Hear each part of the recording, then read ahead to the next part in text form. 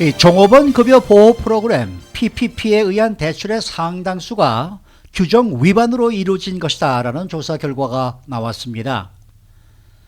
LA 카운티가 어제도 비즈니스 리오픈 관련 입장을 발표하지 않았는데 정확한 언급 없이 계속 회피만 하고 있는 모습이어서 빈축을 사고 있습니다. 또 낸시 펠로시 연방 하원 의장이 자신의 단골 미용실을 찾아가 실내에서 헤어 서비스를 받은 것으로 드러나 논란이 일고 있습니다. 오늘은 이러한 주제들을 전해드립니다. 주영석 국장 어서 오십시오. 안녕하십니까. 네. 이 PPP 대출 중에서 무려 10,000건 이상이 규정 위반으로 지금 조사가 됐다는 소식이네요. 아, 그렇습니다. 뭐 어느 정도 짐작은 했지만 정말 또 이렇게 구체적인 결과가 나오니까 좀 충격인데요. 글쎄 말입니다. 네, 10,000개 이상의 그 대출이 부적절하게 지급됐다, 이런 지금 보도 내용입니다. 네. 전국 일간지 USA 투데이가 오늘 그 연방하원 특별분과위원회 코로나19 사태 조사 보고서에서 PPP 대출 실태에 대한 자세한 내용이 드러났다, 이런 보도를 했는데요. 네. 그 보도 내용을 보면, 그러니까 이 보고서 내용이죠. 보고서 내용에 따르면 지난 4월부터 PPP 대출이 이제 실시되지 않았습니까? 네네. 지금까지 약 520여만 건의 대출이 승인이 됐습니다. 그래서 금액으로는 5,250억 달러 이상이 지급된 것으로 나타났는데요. 네. 그런데 총 10억 달러가 넘는 대출 10,000여 건 이상이 한 회사에 한 번이 아닌 여러 번 대출된 것으로 확인됐는데, 네. PPP 프로그램 규정상 한 회사가 대출을 2번 받아서는 안 됩니다. 네. 그러니까 이 그 10,000여 건 이상은 한 회사가 2번 받은 것으로, 그러니까 그런 회사들이 참 많은 거죠. 네, 많은 네. 것으로 나타났고요. 또 9,600만 달러에 달하는 600건 이상의 PPP 대출은 정부로부터 사업이 금지되거나 정지된 회사들에게 지급됐습니다. 네. 그러니까 그런 회사들에게는 당연히 대출을 해주면 안 되는 건데요. 그렇죠. 제재를 받고 있으니까. 네. 그럼에도 불구하고 대출이 이루어진 것으로 드러났고요. 또 1억 9,500만 달러에 달하는 350여 건의 대출은 사업적 또 윤리적으로 문제가 있어서 경고를 받은 회사들에 제공이 됐습니다.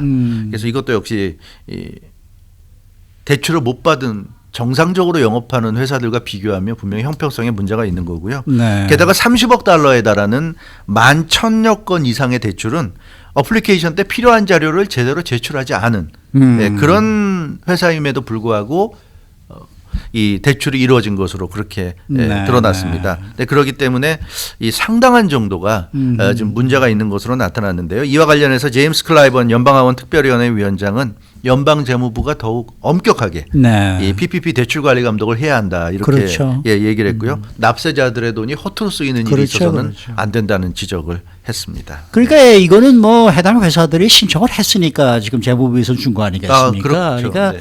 이 신청 건수를, 이 서류를 정말 심사를 잘 해서 네. 이건 말이 안 된다, 이건 뭐 있을 수가 없는 일이다라는 회사들은 걸러내야 되는데 그걸 못했다는 얘기죠. 그럼 뭐. 못했다는 얘기죠. 네. 그러니까 제도적인 안전장치를 글쎄 마련할 필요가 말이에요. 있고요. 네. 물론 이제 PPP가 지금 끝났지만 또 이제 워싱턴에서 2차 구호 2차가 지금 또 구호 패키지 얘기 논의가 있기 중인데. 때문에 그게 네. 통과가 되면 PPP도 재개될 가능성이 있기 때문에 네. 대책이 좀 필요해 보입니다. 네. PPP 대출이 지난 8월 8일자로 이제 만료될 때까지 500만여 곳의 스몰 비즈니스들이 지금 지원을 받은 것으로 알려졌는데, 네. 이번 조사 결과를 보면 상당한 정도 좀 문제가 드러나서요. 그래서 PPP의 미래가 좀 불투명하다, 이런 지적도 나오고 있습니다. 어허. 그래서 그 코로나19 사태 때 이 어려움을 겪는 그런 스몰 비즈니스를 도와준다는 차원에서 PPP가 이제 시작이 된 건데요. 네. 이 PPP 대출 프로그램이 좀 상당한 한계를 드러냈다. 어허. 그래서 좀 더 엄격하게 그렇죠, 관리 감독하지 그렇죠. 않으면 이 유명무실해질 수 있다는 좀 우려가 나오는 것으로 보여집니다. 그러니까 스몰 비즈니스에게 좀 더 혜택이 들어가게 해야 된다. 네. 그러니까 이 대출을 받지 않아도 크게 문제가 되지 않을 회사들은 좀 대출을 해주지 않는 쪽으로 가야 된다는 얘기고요.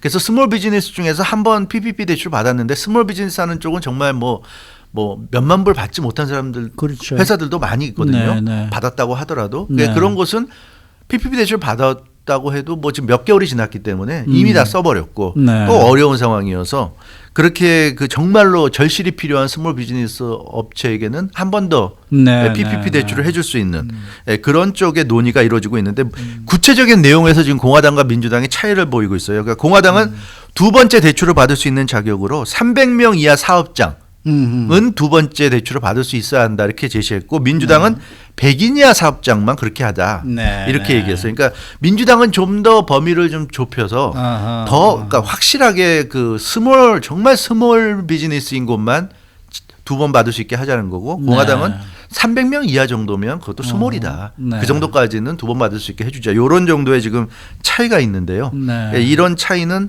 논의 과정에서 좀 좁혀질 수 있지 않을까 그렇겠죠. 이제 그런 기대를 해보게 됩니다. 당초 PPP 대출은 500명 이하 사업장들이 최고 상한 총액 1,000만 달러까지 받을 수 있게 했는데요. 이걸 좀 더 낮추는 쪽. 낮추자. 그러니까 공화당 아니건 민주당 아니건 지금보다는 또 낮추는 거죠. 네. 그래서 어떻게 됐든 낮춰지기는 할 것 같습니다. 네. 자, 그러나 저러나 이 LA 카운티가 어제도 네. 비즈니스 리오픈에 대해서 아무런 정확한 언급을 지금 하지 않고 있습니다. 이게 뭐 이래서 또 시민들은 불만을 지금 나타내고 나타날 있는데. 수밖에 없죠. 일단 그 어떤 행정이라는 건 네. 투명해야 되거든요. 네, 예측 네. 가능해야 됩니다. 그래야 시민들이 그런 그 일정한 스케줄에 따라서 준비도 하고 대비도 하게 되는데 지금 LA 카운티는 완전히 복마전도 이런 복마전이 없죠.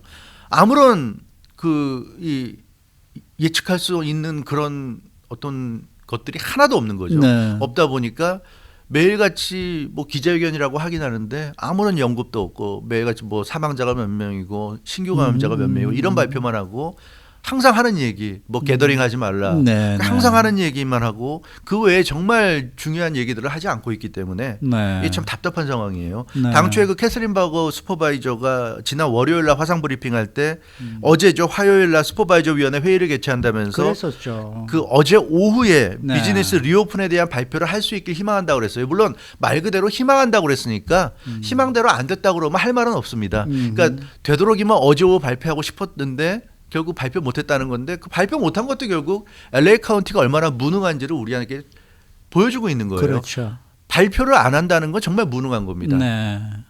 다른 뭐 오렌지 카운티나 다른 남가주 카운티들은 지금 캘리포니아 주정부 방침에 따라서 월요일부터 리오픈에 들어가지만 LA는 가장 뭐 땅덩어리도 넓고 주민 수도 많고 가장 심각하기 때문에 우리는 좀 더 두고 봐야 되겠습니다. 그럼 일주일이나 2주일 정도 두고 보고 그 후에 결정을 하겠다. 한다든가 뭐 그런 얘기를 그런 해야 될 거 발표가 아니에요. 있어야죠. 그런 것도 없어요. 지금 네. 매일같이 그냥 묵묵부답입니다. 그 둘이 뭉실 넘어가요. 우리 을 넘어가는 거죠. 네, 네. 그러니까 이건 참 무책임한 것이고요. 네. 그래서 계속 시민들을 혼란스럽게 만든다는 것. 이 문제, 비즈니스 리오픈은 이런 식으로 깔아뭉갤 문제는 절대 아닙니다. 그렇죠. 확실한 그런 이 타임라인을 제시해야 되는데 그렇죠, 그렇죠. 이거를 지금 제시하지 못하고 있다는 거는 대단히 LA 카운티가 지금 무능한 집단이라는 걸 보여주는 아주 극명한 사례가 아닌가. 행정 편의주의다. 네. 자기들 행정하는데 그냥 편하자고 이 시민들의 이 고통과 어려움을 지금 외면하고 있지 않은가.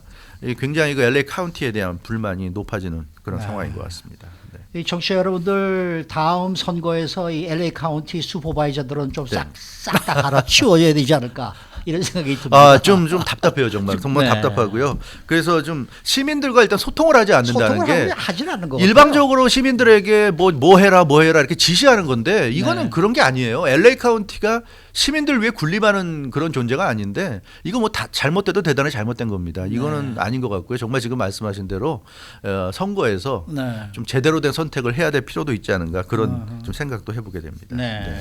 네. 자, 그런가 하면은 말입니다. 이 낸시 펠로시 연방 하원 의장이 지금 뭐 각 TV 뉴스 채널에 지금 네.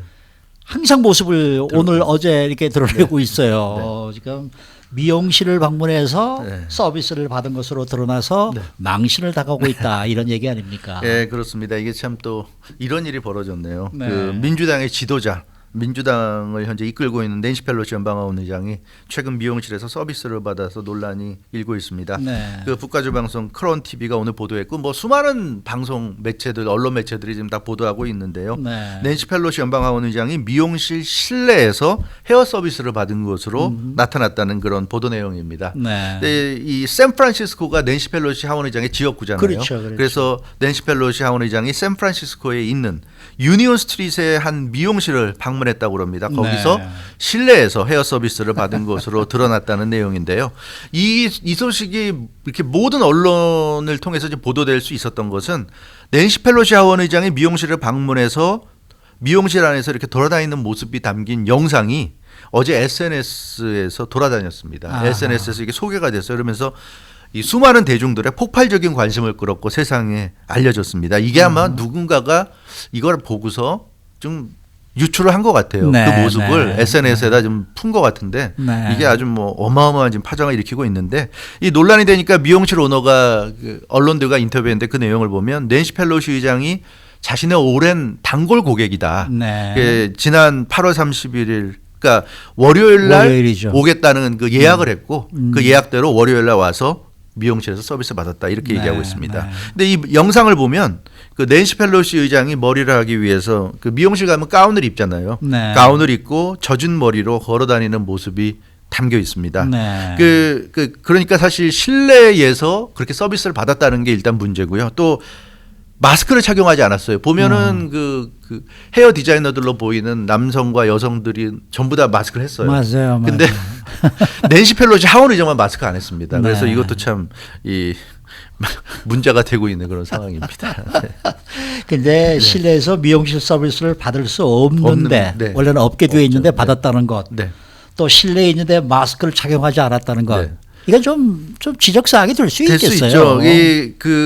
그래서 샌프란시스코의 한 헤어스타일리스트는 그 인터뷰에서 그런 얘기를 했는데요. 비록 게빈 뉴섬 캘리포니아 주지사가 8월 31일 월요일부터 캘리포니아에 있는 모든 미용실 그 실내 그 영업을 허용한다. 물론 이제 제한을 두긴 했지만 25%인가 제한을 두긴 했지만 어찌됐건 리오픈을 허용했지만 그렇다고 해서 이 낸시 펠로시 하원 의장이 그 첫날부터 이렇게 마스크도 쓰지 않고 나타난 것은 문제가 아니냐. 네. 같은 그 헤어 스타일리스트가 이렇게 지적을 하고 있습니다. 그러니까 연방 하원 의장으로서 롤 모델이 돼야 되는데 네. 이거는 좀 문제가 있다. 그리고 이 샌프란시스코는 그러니까 캘리포니아 그 주지사가 모든 캘리포니아 내의 미용실이 실내 영업할 수 있다고 했지만 그러나 그 구체적인 그 결정이라든가 그 어느 정도 제한을 가할 것인가라든가 그런 것은 각 해당 카운티가 결정할 것이라고 그렇죠, 그랬거든요. 그렇죠. 그런데 그 낸시 펠로시가 있는 그 샌프란시스코는 아직은 그런 결정을 안 했어요. LA와 좀 비슷한 네, 상황입니다. 네, 그렇기 때문에